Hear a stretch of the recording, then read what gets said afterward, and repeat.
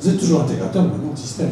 Voilà. Hein, voilà. Donc l'intégrateur matériel est passé à l'intégrateur système, l'intégration également d'offres de services. Donc à travers deux partenariats, on va dire, majeurs. Donc le premier qui est Microsoft, puisqu'on a le plus haut niveau de certification chez Microsoft, ce qui est un gage de qualité par rapport aux solutions qu'on installe chez nos clients. Et puis également, comme on a laissé de côté un petit peu la partie intégration matérielle, on a une alliance très forte avec HP. Donc on distribue le PDA, le portable, on va parler parce que le PDA c'est pas trop le produit phare chez HP aujourd'hui, mais du portable jusqu'à la baie de stockage en fait chez nos clients. Donc on est compétitif, non seulement on a les bons prix chez HP, mais en plus on a les gens certifiés pour pouvoir faire les installations. Alors, au fond, cette politique de partenariat élevé, vous l'avez menée à son terme. C'est-à-dire que sur toutes les lignes de votre activité, jusqu'y compris dans le domaine de la sécurité, dont on parlera, oui. Vous avez un partenariat spécialisé du secteur. Oui, alors c'est vrai que ça... Vous êtes bordé de chez bordé. Alors, on est bordé, non, on n'est pas bordé, parce que d'abord, je pense qu'il y a des personnes dans la salle qui le savent, les choses sont en train de bouger sur la partie partenariat, parce que aujourd'hui on va vers une spécialisation. Donc tout le monde avait enfin je veux dire, les gros acteurs du marché avaient ces certifications, j'ai pas prévu d'en parler, ça, mais je le dis quand même, c'est important, avaient cette notion de... Personne ne savait, on le dit. Alors, avait cette notion de, tout à fait, cette notion de certification Gold qui représentait toute la ligne de produits. Aujourd'hui, les exigences sont en train de monter chez Microsoft et chez HP. Et il y a une demande qui est très très forte en termes de formation, de spécialisation. Donc ces constructeurs, ces éditeurs sont en train de faire le forcing auprès de leurs revendeurs pour les spécialiser et les former vers des lignes de produits. Donc ça va être la virtualisation, ça va être la sécurité, et là ça demande un effort très important pour garder ces certifications-là. Donc pour la sécurité chez Dynamics, on a un partenaire depuis 6 ans qui est Sophos, qui est le 3e éditeur mondial sur la partie antivirus, anti-spam. Je précise également, c'est une société qui a intégré Ultimaco il y a 1 an et demi, qui fait de l'encryption de données.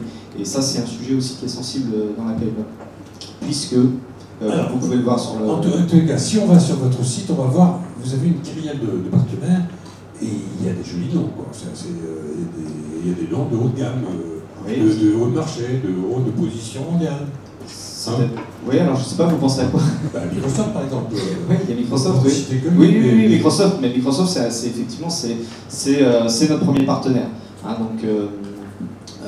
alors, donc vous distribuez, on a bien vu au panorama votre mode d'organisation et de fonctionnement. Maintenant, ce que vous fournissez comme service aux entreprises. On a le slide qui est derrière vous, là. Je ne le connais pas. Vous ne le savez pas. Bon, alors apportez-lui une copie. Non, allez-y. Bon, alors effectivement, notre offre, elle se traduit sur 3 grandes briques.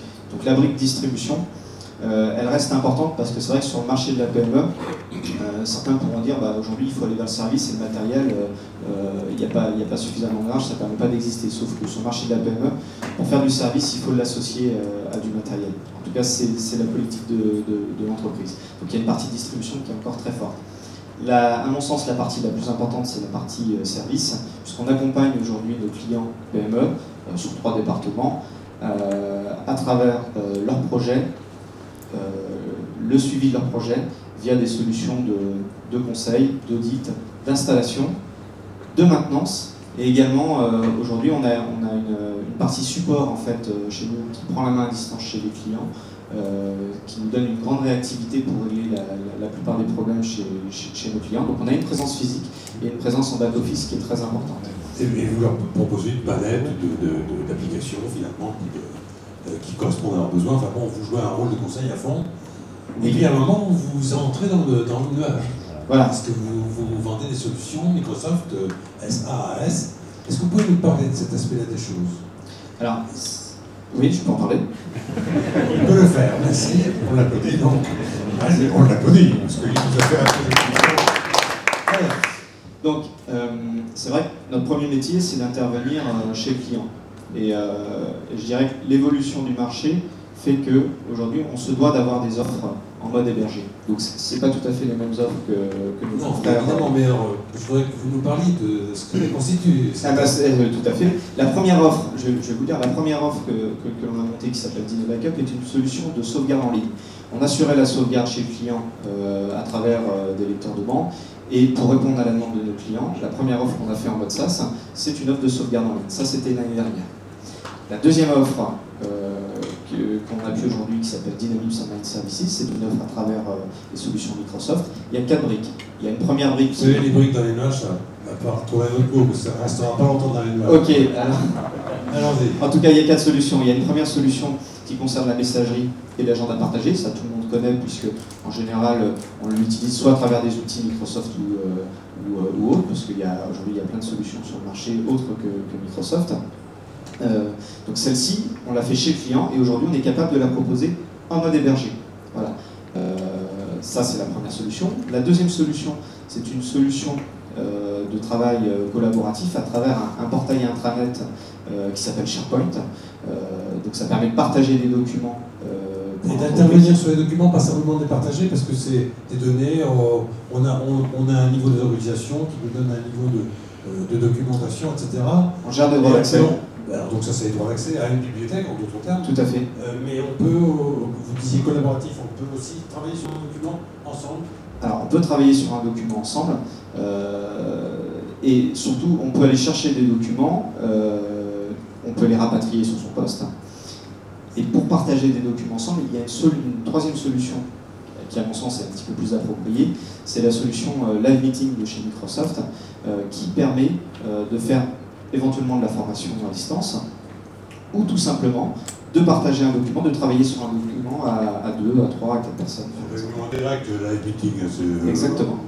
C'est du web conférence, ça peut être considéré comme de la visio, images, son...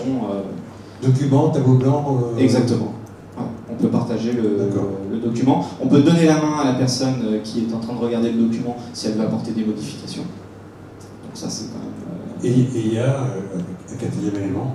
Oui, il y a une quatrième, alors je ne dirais pas mot une quatrième solution, qui est la partie messagerie instantanée. C'est vrai que dans certaines entreprises, c'est souvent en PME, on retrouvait la partie Messenger.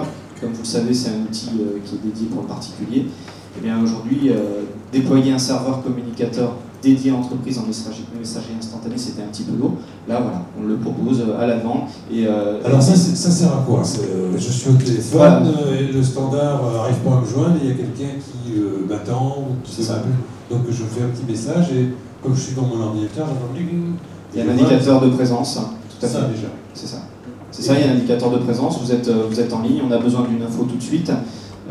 Voilà, c'est toujours dans l'idée de, tout à l'heure Philippe en parlait de l'hypercommunication, voilà, on est encore dans ce modèle-là. Et est-ce que ça fonctionne également sur les terminaux portés par des gens en mobilité?